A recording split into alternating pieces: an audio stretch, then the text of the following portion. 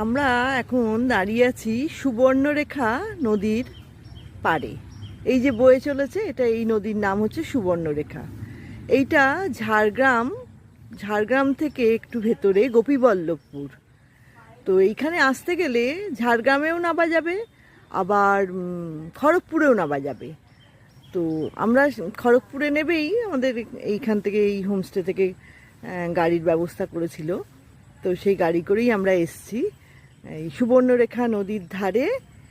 এই যে হোমস্টে হচ্ছে নদীর বাড়ি। এই যে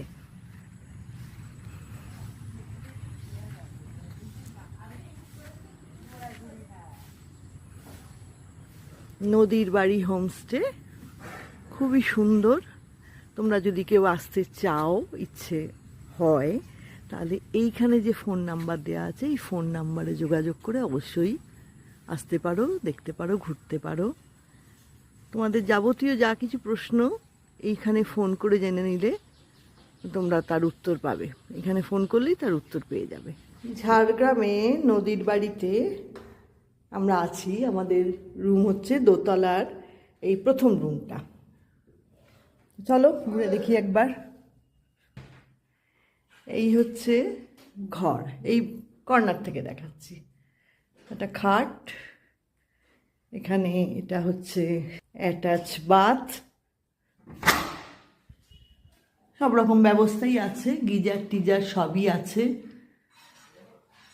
আচ্ছা, আর এই ঘরটার প্লাস পয়েন্ট হচ্ছে একটাই, এই যে জানলা, এই জানলা খুললেই এই যে নদী দেখা যাচ্ছে, সামনেই নদী বয়ে চলেছে। এই একটা সুবিধে ভীষণ। আর এইদিকে বারান্দা দিয়েও নদীর দেখা, মানে এতই নদীর ধারে বলে, মানে বাড়িটার নামই হচ্ছে নদীর ধারে, না নদীর বাড়ি। এই যে বারান্দা দিয়ে বেরিয়েই এই যে বয়ে চলেছে সুবর্ণরেখা নদী, খুব সুন্দর। এইখানে বারান্দা, এই যে বারান্দা, টানা বারান্দা, এটা টানা বারান্দা। এইদিকে একটা রুম আছে, আপাতত এখানে খাওয়া দাওয়ার ব্যবস্থা করেছে, তবে এনারা বললেন পরে আর কি এটাকে একটা ডরমেটারি রুম করে ফেলবেন, যেখানে অনেকজন এসে একসঙ্গে থাকতে পারবে। এই সেই ঘর। আর এই হচ্ছে সামনে সুবর্ণরেখা নদী।